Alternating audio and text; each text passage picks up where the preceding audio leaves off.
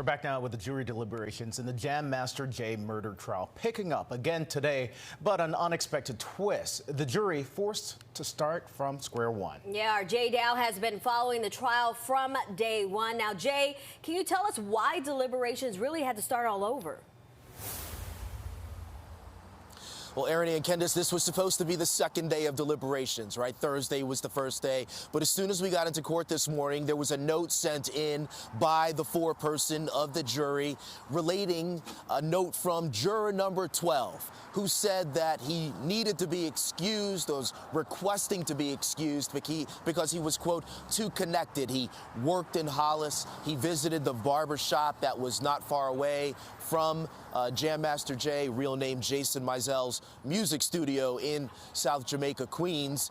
The judge then held a 10-minute sidebar with all of the attorneys that was followed by a 50-minute closed behind-the-scenes meeting directly with that juror. And then everyone came back out, and the judge announced that she had excused juror number 12 and then immediately slid in the first alternate, brought the jury in and instructed them that they didn't need to worry about why juror number 12 was excused, and they needed to restart the deliberations today since that new alternate was coming in. Fortunately, the old jury didn't lose that much time. They were already just one day in on deliberations. This was supposed to be the second. So now this is deliberation day one with this new jury. This new jury has already requested the readback of direct testimony from one witness. Now, last week, if you recall, the jury initially requested the readback of several witnesses. They thought they were just going to be able to get the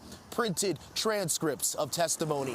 The judge instructed them, no, you would have to sit there and listen to the court reporter verbally read back. So then they scaled that back.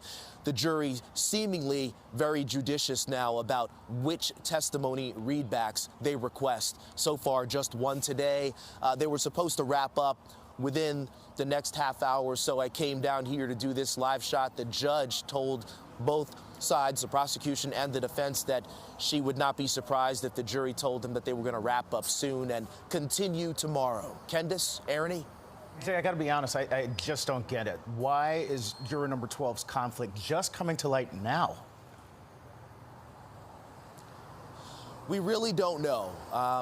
There's an extensive list of questions that all prospective jurors are asked. This is a process, right? The defense and the prosecution are asking all of these questions, and there's a lot of negotiation, there's bargaining, there's give and take. They settle on a final jury. There were specific questions to each juror posed about their connections to Hollis, and the judge's position was, if this was a small town, everyone is going to be familiar with a lot of the parties. That doesn't necessarily rise to the threshold of being able to be excused.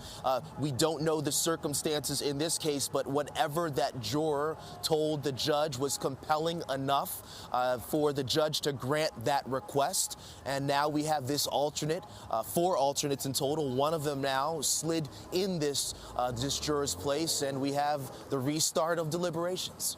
I know you mentioned deliberations for the day are probably wrapping up at this point, but what kind of happens next? We sit and wait.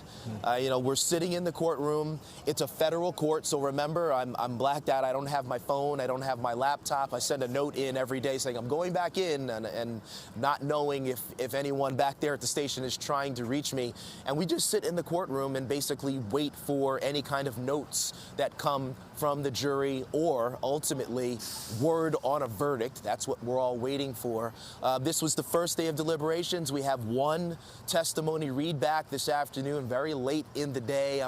As soon as I finish this live shot, I'm going to go back up and just confirm that things have wrapped up for the day. It's just a waiting game at this point, Candace and Aaron.